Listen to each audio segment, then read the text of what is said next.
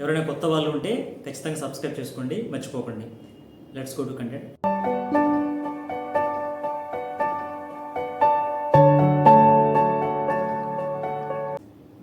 పెళ్ళి ఇది రెండే అక్షరాలతో ముడిపడి ఉంటుంది. రెండు జీవితాలకి ముడిపెడుతుంది. చివరికి మనల్ని చెప్పలేనంత స్థాయికి తీసుకెళ్ళవచ్చు, చెప్పుకోలేనంత స్థాయికి తీసుకురావచ్చు.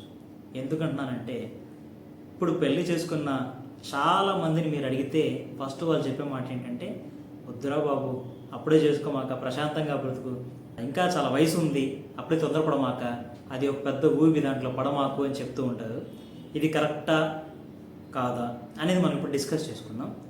ఇప్పుడు జనరల్గా మనం అందరం మన స్టడీ కంప్లీట్ చేసుకున్న వెంటనే ఫస్ట్ మనం చేసేది అంటే ఒక జాబ్ చూసుకుంటాం అనమాట. ఎందుకు? ఎవరన్నా మనల్ని ఏం చేస్తున్నాడు మీ అబ్బాయి మన ఇంట్లో వాళ్ళని అడిగితే, మా వాడు పలానా కంపెనీలో చేస్తాడని చెప్పుకోవడానికా, మనకి పెళ్ళి అవ్వాలి అంటే మీ అబ్బాయి ఏం చేస్తాడని క్వాలిఫికేషన్ చెప్పుకోవడానికా, లేదంటే మన కాలమే మనం బ్రతకడానికా? ఈ క్వశ్చన్స్ అన్నీ కంప్లీట్ అయిన తర్వాత అప్పుడు మనల్ని అమ్మాయి దాకా తీసుకెళ్తారు, లేదంటే అమ్మాయి ఫోటో మన దాకా వస్తుంది, అమ్మాయి ఫోటో చూసుకుంటాము, అలాగే మన ఫోటో వాళ్ళ దగ్గరికి వెళ్తుంది. అప్పుడు ఇద్దరికి ఒకరికి ఒకరు నచ్చితే, వాళ్ళ ఫ్యామిలీ మెంబర్స్కి మనం నచ్చితే, మన ఫ్యామిలీ మెంబర్స్కి వాళ్ళు నచ్చితే ఫర్దర్గా ముందుకు వెళ్తాము. పెళ్లి చూపులు అంటారు, ఎంగేజ్మెంట్ అంటారు, తర్వాత డైరెక్ట్గా మ్యారేజ్. ఈ రకంగా స్టెప్ బై స్టెప్ ఉంటుందన్నమాట. అసలు ఈ పెళ్ళి అనేది ఏ వయసులో చేసుకుంటే కరెక్ట్? ఇది నా సైడ్ నుంచి నేను చెప్తున్నాను, ఎవరి డెసిషన్ వాళ్ళది. ఎందుకంటే మీరు గమనించినట్లయితే 15 సంవత్సరాలకే పెళ్ళిళ్ళు చేసేవాళ్ళు ఉన్నారు, 35 సంవత్సరాలు వచ్చినా పెళ్లి చేసుకునే వాళ్ళు ఉన్నారు, నాకు తెలిసి 40 సంవత్సరాలైనా పెళ్లి చేసుకునే వాళ్ళు కూడా ఉన్నారు. నేను మీ అందరికీ చెప్పేది ఏంటంటే, పెళ్ళి అనేది వీలైనంత వరకు మనం సెటిల్ అయినాక చేసుకోవడమే కరెక్ట్. అప్పుడు మన పెద్దవాళ్ళు మనతో చెప్పే మాట ఏంటంటే, నువ్వు సెటిల్ అవ్వడమా? ఒక మనిషి సెటిల్ అవ్వడం అంటే ఎప్పుడు సెటిల్ అయినట్లు? అంటే ఇప్పుడు ఒక పని చేస్తున్నాము, ఆ పనిలో మంచి క్యాడర్ వచ్చినప్పుడు, మంచి శాలరీ వచ్చినప్పుడు సెటిల్ అయినట్టు అనుకుంటాం మనం. ఆ తర్వాత ఇంకో ప్రమోషన్ ఉంటుంది, అది వచ్చినప్పుడు సెటిల్ అయినట్టు అనుకుంటాం. ఇలా డబ్బు వెంట పరిగెడుతూ ఉంటే నీకు ఏజ్ అయిపోతుంది కదా. ఏజ్ అయిపోతే నువ్వు మ్యారేజ్ చేసుకుని ఏం చేస్తావు? నీకు పిల్లలు పుట్టొద్దా? నీ వయసు దాటిపోతే పిల్లలు పుడతారా? ఇటువంటి డౌట్స్ అని చెప్తారనమాట. అందుకని చాలామంది పిల్లలు చదువు అయిపోగానే వాళ్ళ స్థిరాస్తులు ఉండని, వాళ్ళకి వ్యాపారాలు ఉండని, ఎలాగన్నా కానీ చిన్న వయసులోనే పెళ్లి చేసేసి వాళ్ళ పిల్లలతో వీళ్ళు మనవాళ్ళతో మనవరాలతో ఆడుకోవాలని పెళ్ళిళ్ళు చేసే పెద్దవాళ్ళు ఉన్నారు. ఎందుకంటే వాడు జాబ్ చేయాల్సిన అవసరం లేదు, వాడు కష్టపడాల్సిన అవసరం లేదు, వాడు కూర్చొని తిన్నా కూడా తరగనంత ఆస్తుందని చెప్పేసి ఈ ఉద్దేశంతో ఫర్దర్గా స్టెప్ వేసేవాళ్ళు ఉంటారు. వీళ్ళని చూసి వెనకాల ఏమీ లేని వాళ్ళు, చూడరా నీ ఏజే, వాడిది కూడా నీ క్లాస్మేటే పెళ్లి చేసుకున్నాడు, 2 పిల్లలు పుట్టారు, వాడి లైఫ్ బాగలేదా, నువ్వేంటి పెళ్లి చేసుకోమంటే నేను ఇంకా జాబ్ కొట్టాలి, నేను అంత శాలరీ సంపాదించాలి, నేను ఇంత డబ్బులు సేవ్ చేసుకోవాలి అని చెప్పి టార్గెట్లు చెప్తున్నావు ఏంటరా అని చెప్పేసి మన వాళ్ళు మనం తిట్టడం జరుగుతుంది. ఇలా అని చెప్పి వాళ్ళు తిడుతున్నారని చెప్పి మనం మ్యారేజ్ చేసుకున్నాం అనుకోండి, ఫస్ట్ మ్యారేజ్ చేసుకోవడానికి మనం వాళ్ళ దగ్గర నుంచి ఎంతో కొంత కట్నం కింద తీసుకుంటాం కదా, అంతకి 100 రెట్లు మనం సంపాదించి మరలా వాళ్ళకి పెట్టగలిగితేనే మనం మ్యారేజ్ అని చేసుకోవాలి. అంటే మనకైతే మన ఇంట్లో ఊరికి అన్నం పెడతారు, కానీ మనతో పాటు ఇంకో అమ్మాయిని తీసుకొచ్చి ఇంట్లో పెట్టేసి ఆ అమ్మాయి కూడా అన్నం పెట్టమంటే మన అమ్మ నాన్న కష్టపడి వెళ్ళి పెడతారా? నీ పిల్లని నువ్వు తీసుకొని వెళ్ళిపోయి సంపాదించుకొని నీ పిల్లని కూడి పెట్టుకోరా అని చెప్పి అంటారు. ఎవరైనా కూడా పెళ్లి చేసే వరకు మాత్రమే దగ్గర ఉంటారు. పెళ్లి చేసిన తర్వాత ఎవరి తెప్పులు వాళ్ళే పడతారని జీవిత సత్యం అది. అందరూ అదే అనుకుంటారు, అలాగే చేస్తారు కూడా. అందుకని ఎప్పుడైనా సరే మీరు ఒక అచీవ్మెంట్ పెట్టుకోండి. ఒక సొంత ఇల్లా, లేదంటే బ్యాంక్లో ఇంత మినిమం బ్యాలెన్సా, లేదంటే నెలకి ఇంత శాలరీ వచ్చి జాబ్ కొట్టడమా, అది కంప్లీట్ అయిన తర్వాత వెంటనే పెళ్లి చేసుకోకండి. వెంటనే పెళ్లి చేసుకున్నారా మీరు మరలా దాన్ని ఎంజాయ్ చేయలేరు, దెబ్బతినేస్తారనమాట. మీరు ఆ అచీవ్మెంట్కి రీచ్ అయ్యామనిపించిన తర్వాత ఒక 1 ఇయర్ నాకు తెలిసినంత వరకు మంచిగా ఇంటర్నేషనల్ ట్రిప్ వేస్తారో, లేదంటే బ్యాచిలర్గా కొంతకాలం ఎంజాయ్ చేస్తారో నాకు తెలియదు. ఎవరి కేటగిరీ తగ్గట్టుగా వాళ్ళు ఎంచుకొని ఒక 1 ఇయర్ ఎంజాయ్ చేయండి. ఎంజాయ్ చేసిన తర్వాత, ఈ మాట ఎందుకు చెప్తున్నాను అనేది మీకు తర్వాత చెప్తాను. ఎంజాయ్ చేయండి. ఎంజాయ్ చేసిన తర్వాత అప్పుడు మీరు ఇంట్లో వాళ్ళకి సరెండర్ అవుతారో, మీరు ఇష్టపడి లవ్ మ్యారేజ్ చేసుకుంటారో మీ చాయిస్ అది. ఈ ఓన్ డిసిషన్ మీరు ఎలా తీసుకుంటే మీ లైఫ్ అలా ఉంటుంది. ఇప్పుడు కొంతమంది లవ్ మ్యారేజ్ చేసుకుంటారు. లవ్ మ్యారేజ్ చేసుకున్నప్పుడు ఏంటంటే మనం వాళ్ళని ప్రేమిస్తాం కాబట్టి గబక్కన మనం వాళ్ళ ఒక్క మాట కూడా అనలేము. అందువల్ల వాళ్ళ రేంజ్లో వాళ్ళు సినిమా చూపిస్తారు. లేదు, కొంతమంది అందరూ అలా ఉంటారు నేను చెప్పట్లేదు.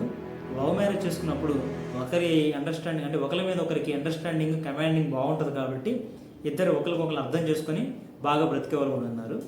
ఇప్పుడు సెకండ్ స్టెప్ ఏంటంటే మనం మన అచీవ్మెంట్ని రీచ్ అయిన తర్వాత మన ఫ్యామిలీకి మనం సరెండర్ అవ్వడం ఎందుకంటున్నా కూడా మీకు అర్థమవుతుంది.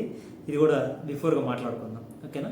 సరెండర్ అయితే వాళ్ళు మన కోసం చెరువులో చేపను ఎతికినట్టు ఒక పెద్ద కమ్యూనిటీ ఏర్పాటు చేస్తారు. ఆ కమ్యూనిటీ డిస్కషన్ చేసి ఫైనల్గా ఒక చేపను అయితే బయటికి తీస్తారనమాట. ఆ బయటికి తీసి ఆ చేపను మనకి సెట్ చేస్తారు. ఇది అరేంజ్ మ్యారేజ్ జరిగేది. ఇప్పుడు అరేంజ్ మ్యారేజ్ చేసుకున్న వాళ్ళ పరిస్థితి ఎలా ఉంటుందంటే, మ్యారేజ్ చేసుకున్న వెంటనే వాళ్ళు మనకు అనుగుణంగా మనకు కావాల్సినట్లుగా వాళ్ళు ఉండరు. వాళ్ళ లైఫ్ వాళ్ళది నిన్నటి వరకు. ఇప్పుడు మనతో వచ్చారు, ఈ రోజు కొత్త లైఫ్ స్టార్ట్ చేస్తున్నారు కాబట్టి మనం కూడా వాళ్ళ దగ్గర నుంచి ఎక్కువ ఎక్స్పెక్ట్ చేయకూడదు. అలా ఎక్స్పెక్ట్ చేసామంటే త్వరగా గొడవలు అవుతాయి, తన్నుకోవడం, తరకలు పోసుకోవడం, మరలా విడాకులు తీసుకోవడం, పెళ్లి పెటాకులు అయిపోతుంది అనమాట. అందుకే నేను నిదానంగా ఆలోచించండి, నిదానంగా డెసిషన్ తీసుకోండి. మీరు తీసుకున్న డెసిషన్ మీ లైఫ్ హ్యాపీగా ఉండాలా అనేది మీ లైఫ్ ఎంజాయ్మెంట్ మీద ఆధారపడి ఉంటుంది అనమాట, ఓకేనా? పోతే ఇప్పుడు నెక్స్ట్ అరేంజ్ మ్యారేజ్ గురించి మాట్లాడుకుంటున్నాం కదా. ఇప్పుడు మనం పెళ్లి చేసుకుంటాము, పెళ్లి చేసుకున్న వెంటనే అమ్మాయిని మన ఇంటి దగ్గర పెట్టేసి మన జాబ్కి మనం వెళ్తామంటే కొంతమంది ఊరుకుంటారు, కొంతమంది ఊరుకోరు అనమాట.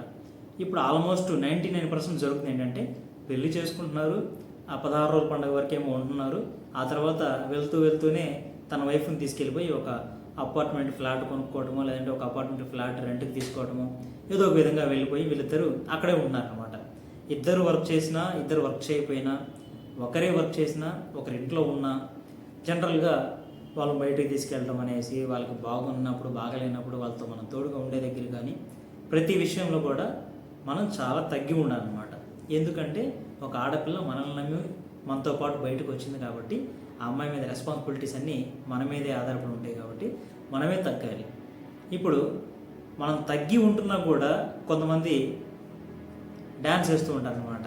అంటే మీరు అర్థం చేసుకోండి, కొంతమంది మనం తగ్గే కొద్దీ ఎదుటి వాళ్ళు డ్యాన్స్ వేస్తూ ఉంటారు. అలా డ్యాన్స్ చేసే వాళ్ళని మనం ఏం చేయలేము. కొంతమంది మనం తగ్గిన విధానాన్ని గమనించుకొని మనతో పాటే భర్త ఎంత కష్టపడుతున్నాడో గమనించుకొని భార్య కూడా దానికి అనుగుణంగా బ్రతికే భార్యలు ఉంటారు. వాడు ఎట్లా పోతే నాకెందుకు, నేను మా నాన్న నన్ను ఇలా పెంచాడు, మా అమ్మ నన్ను ఇలా పెంచింది, నేను ఇలాగే ఉంటాను అని చెప్పేసి అనుకునే వాళ్ళు ఉంటారనమాట. ఇప్పుడు తక్కువ వయసులో పెళ్ళిళ్ళు చేసుకున్నప్పుడు ఇదే తలనొప్పి అనమాట.